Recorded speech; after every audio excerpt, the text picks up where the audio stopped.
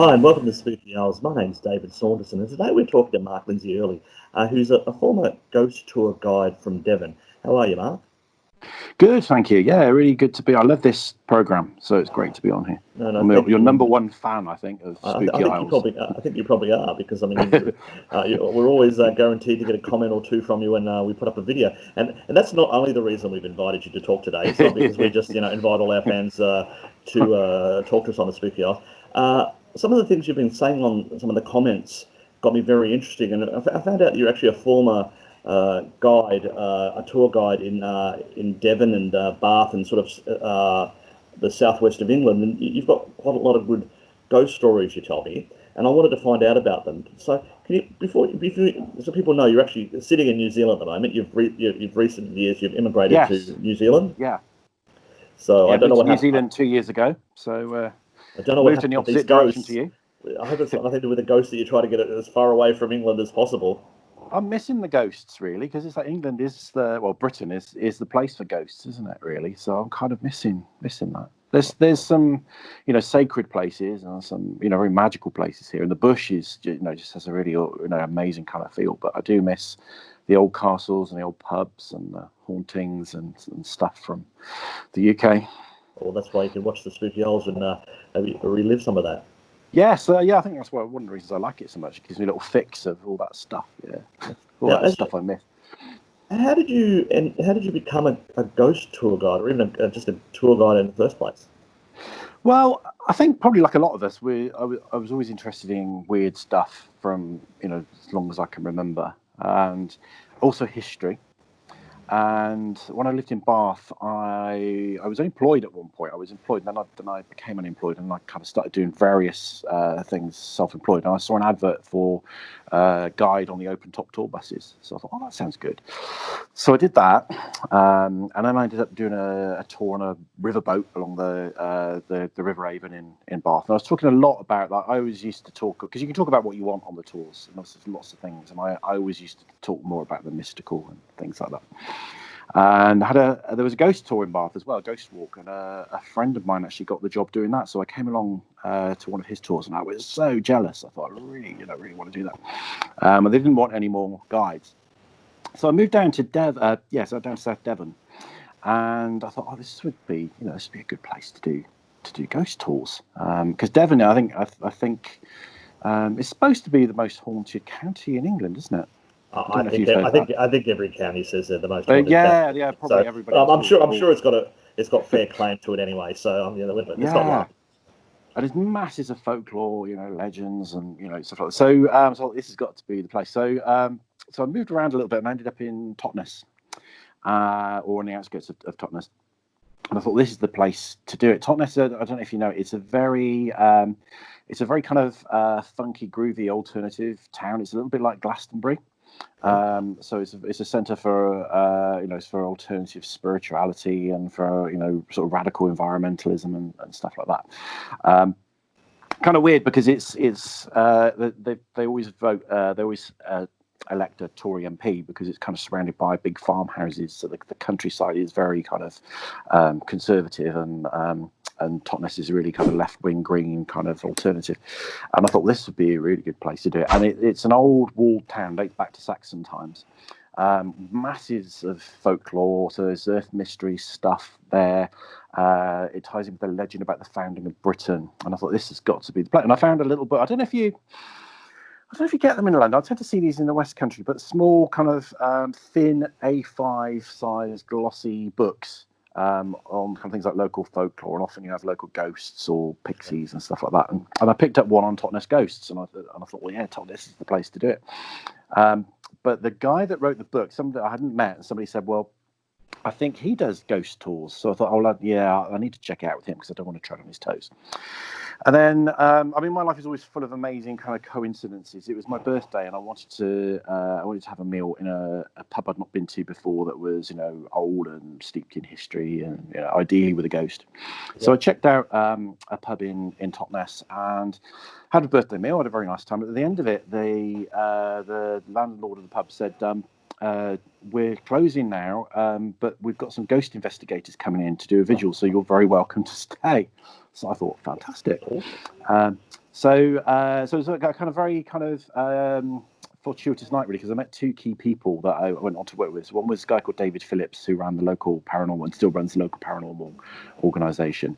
And I said to him, look, I'm thinking about doing a ghost walk, but I want to get hold of this guy called Bob Mann, that I believe has done one, and see if he wants to collaborate, or at least give me his blessing. So he said, "Oh, he's sitting over there." So it all came to me at once on my birthday. So I had a chat with Bob, and he said, "Well, I used to do it. I'm not really interested in doing it again, but you have my blessing if you want to do it. And what I'll do, if you like, is I'll run a ghost walk. Give me a bit of beer money, and in the process, you can come along with me and learn it, and then it can be yours." Very generous. So that's what we did, but it kind of changed again because he kind of got back into it again. He kind of got the buzz for it. So we ended up doing it together. So we alternated, and then on special occasions, so we would start it on Beltane basically, and then we'd end it on Halloween. So we would have specials when it was both of us, and we'd do it. So it was always, it was never. It was never a kind of a seance or a ghost hunt, but we were talking about real ghosts and real evidence and things that have been reported. We'd also be talking about history. We'd also be talking about kind of, general weird stuff. And it was kind of, we tried to make it entertaining, but it wasn't one of these things where somebody kind of, comes at you with a chainsaw. But on the specials, we did do a bit of costume stuff. Or I put it this way, I did a bit of costume stuff. So for example, there's a grey lady that haunts one of the, there's a very old well called the Leech Well in Totnes, and it's haunted by a grey lady. And I did my one and only drag act. So Bob was doing the serious bit, telling people about the well, and I walked past in full drag in the grey lady, smoking a fag and carrying a kind of special brew, saying, "Get out of my way, I'm trying to have my walk." So we used to kind of have a bit of fun as well and stuff with it. So what are the story? Can you give us maybe a couple of the ghost stories from Totnes, or tell us what else are there? There's loads. I mean, it's absolutely chocker full of ghost stories. So some are, and this is kind of Bob's kind of way of looking at it, really, is so that the most real ghosts are actually quite boring. Somebody says, "Oh yeah," somebody sees an old man walk across the road or whatever. And traditional folkloric ghosts are much more interesting, but generally not true.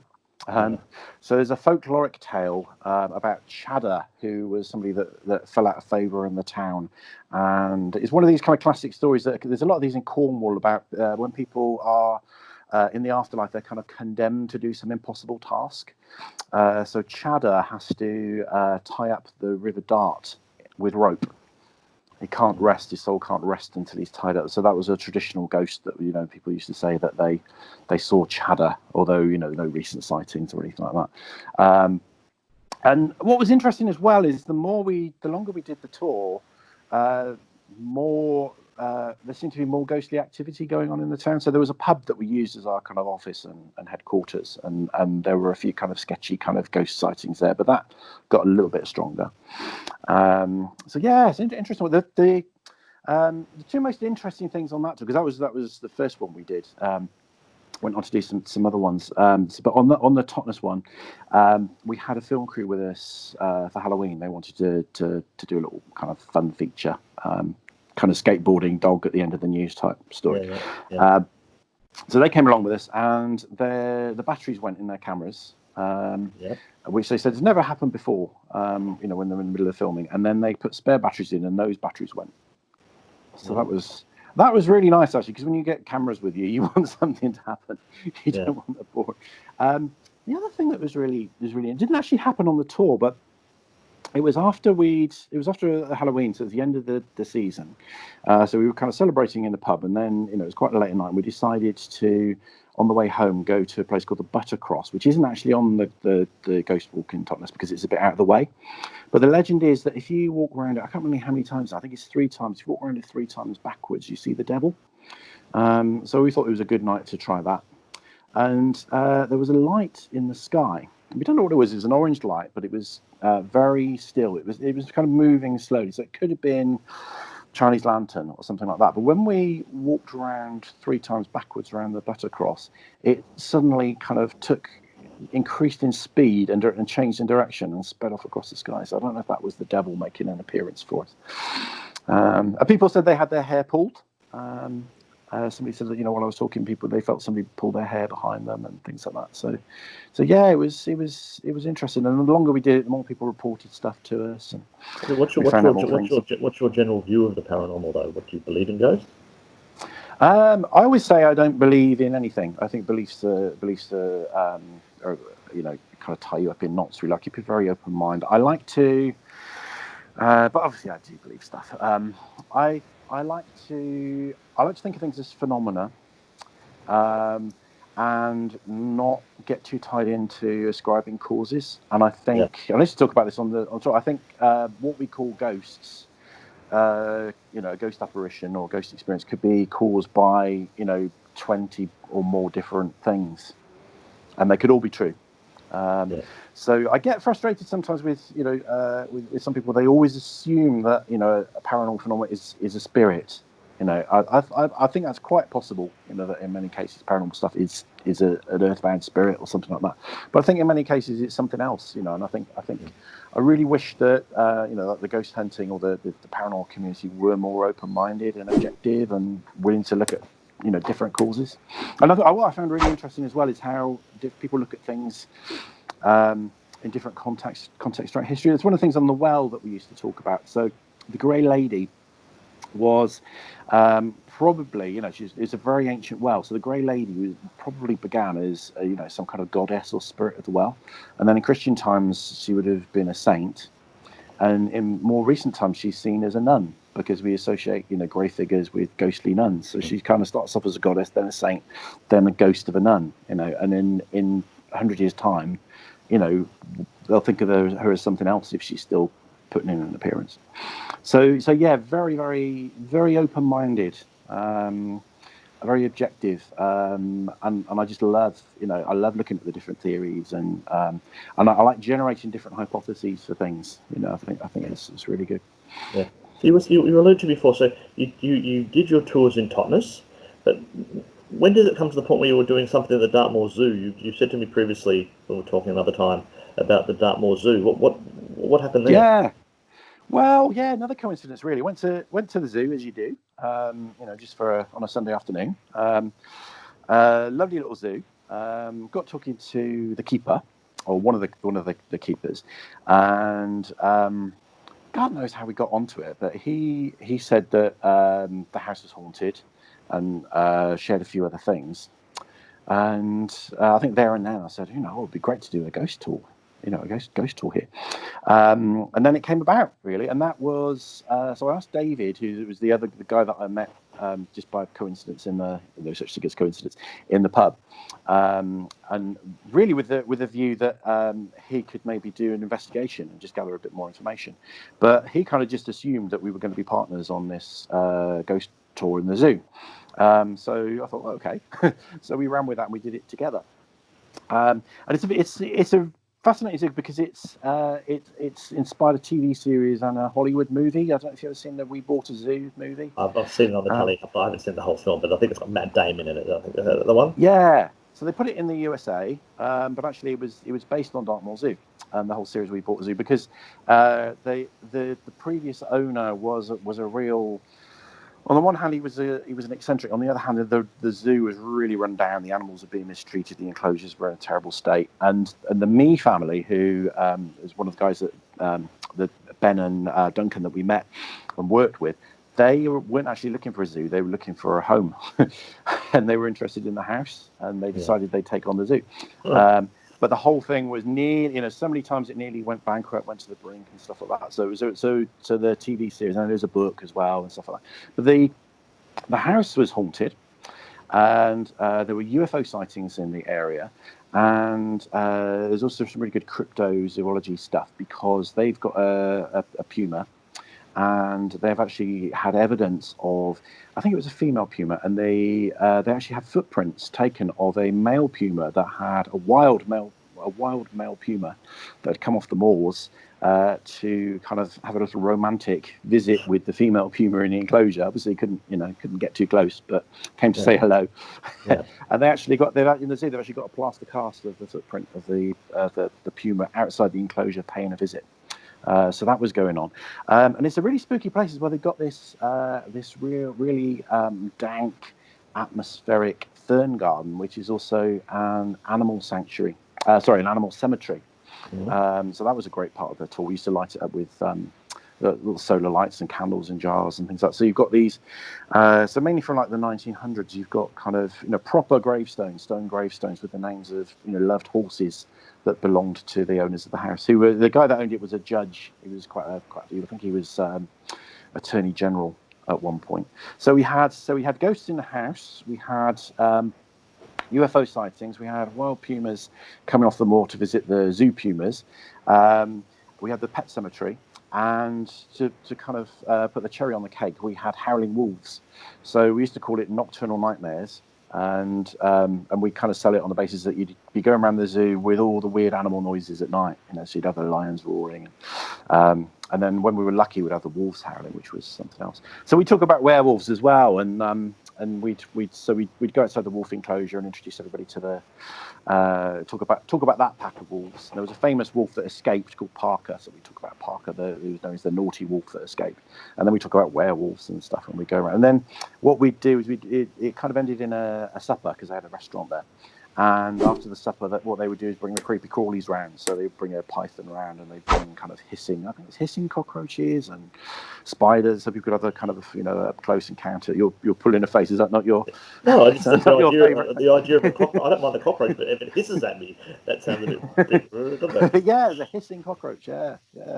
So it was a pack, and then at one point as well, we had my friend John, who's got a really kind of top end telescope, and because we used to do this on full moons as well, so he would set his telescope up on the full moon, so people would get the opportunity to look through a really good telescope and see the real detail of the moon and stuff like that. So it was great, it was a great kind of package, all round really. And yeah, the association with that, I mean, for me, the most amazing experience I had wasn't a paranormal one, but I guess it was quite scary. Is we were there because the people that Ben and Duncan that ran the zoo were very, very kind of friendly and stuff. And we'd sort of turn up for 3 o'clock, just for a kind of brief meeting to talk about. So we'd be there till late at night, kind of chatting with them and things. And one day he said, "Come with me," and he walked around the back of a building and I don't know what I followed, but I didn't know, really had no idea what he was up to. And he said, "Put your hand down there." And it was the back of the tiger enclosure. And there were kind of quite big kind of gaps in the fence. And I put the back of my hand down, and the tiger came and licked the back of my hand through the gap in the fence. Yeah, no, that's, yeah. And I said, "What?" Yeah, so we go. I said, what was to stop that tiger biting my hand off? And he said, "Oh yeah, it could have done." Thanks, mate. So you've now you've transferred to New Zealand for various reasons. Do any of these tours still exist? The one with the zoo that kind of ended. They that came to an end while we were still there. They didn't want to do it anymore because of they weren't making the zoo was kind of struggling financially, and we weren't making the returns that they wanted, which was sad because I think we could have. The reason we weren't making the returns was because we were very generous with the package, offering a full meal and everything else. So we could have kind of continued that and made it very successful, really. So it was a bit of a sad end to that one. The Totnes one, I believe it's still. I've kind of lost touch a little bit with people, but I believe Bob is still running that one. Whether he's running it all the time or just special occasions, sometimes just as a private tours for people. They sound really cool. I mean, the zoo one seems like I would travel there to see that one. I think for all the. Because, I mean, you go on a lot of ghost tours and you get great stories, but essentially you're walking from one spot to the other spot, and in between you told some stories. It seemed like there was lots of activities and had creepy crawlies and wolves and animals and all sorts of things. It sounds awesome. It was such a good package, yeah. And they used to do really good food, and they used to also at the start they used to give everybody mulled cider, So it was no wonder they didn't make any money. It cost you money. I mean, that's a It was good value actually. It was I mean, I think it was just for me, thinking of it as a punter, just to walk around a zoo at night is pretty cool and hear the noises of the. I did that in Singapore. Singapore does a night zoo. It was nothing spooky about it. Right. It was basically here's some animals in the dark, and that was cool. Right. But it didn't have what you just said. It was quite cool. thing. Now, you're in New Zealand at the moment. Have you found anything spooky there since you've been there in the last 2 years? Well, we've been a bit kind of landlocked, really, because since we've got here, we spent everything just to get here, and we've not been able to get a car. So we've been, the frustrating thing is we've been kind of stuck in one place, albeit a really lovely place. So I've not been able to explore very much. But we're near a sacred mountain called Taranaki, and which is actually an active. They call him an active volcano. It's not. He doesn't kind of smoke or smolder, but he's not quite in the same category as a dormant volcano. Okay. And that's a sacred site. So that's a kind of very revered site by Māori, and it is there's something there's a real presence, and everybody in this whole area, because the area is called Taranaki and it's named after the mountain. Everybody in the whole area is kind of in love with the mountain, and they don't say it, they say him. Yeah. And they say that people don't leave. People might leave Taranaki, but they always come back, and it's like the draw of this mountain. And he is, he's truly majestic. You do fall in love with him. And everybody talks about him. Have you seen the mountain today? Oh, he's looking great. He's got snow, and stuff like that. So the mountain's very, very sacred and not spooky in a in any sort of negative way, but certainly and just the bush. I mean, I think when you go into the bush, it's so. Although so much of New Zealand has been cleared and the land's been ravaged and the people have been ravaged in lots of ways, when you get out into the wilds, there's a real sense of you're somewhere very, very ancient, and the trees are just like it's just like something out of Lord of the Rings. You've got the lichen and the things that grow on the trees and the things that grow on things that grow on the trees, and it's just such a magical kind of place. You can just sit there in the bush and it just feels awesome. Really. There is a ruined prison somewhere in where I live, which I haven't had a chance to kind of have a little snoop around. That's quite tempting. I'd quite like to have a look around there at some point. But I haven't done, no ghosty stuff. I have heard ghost stories though. People have shared some experiences that they've had. Yeah. So I think there is stuff going on. Well, maybe at some point it would be quite good to do something here. I don't know whether there's enough material. Well, you've got a YouTube channel. It's called Mark the Demystifier and Retroactive Jealousy Support. Now you do a lot of things on that site, but it might be that you want to go maybe do a little video of that prison when you see it, so we could all see it ourselves. Yeah, that would be a good one. Yeah. It's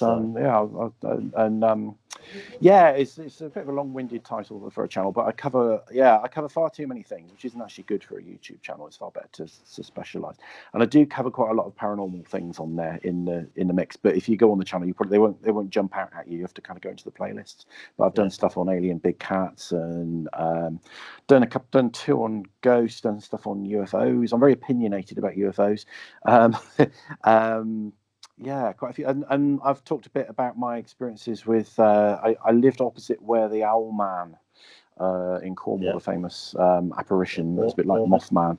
Yeah. So there's done some videos on that as well, and a few other kind of weird Devon ramblings. Really. Well, we're gonna have to get you back to talk about that. We talked about the ghost tours today, but maybe we'll get you back to talk about the Owl Man and maybe some of your opinions on UFOs. That'll get people arguing. Well, that's what we want here. We want lots of arguing. Anyway, thank you for that, Mark. That was Mark Lindsey Early, and we look forward to talking to you again. You take care. Thanks very much.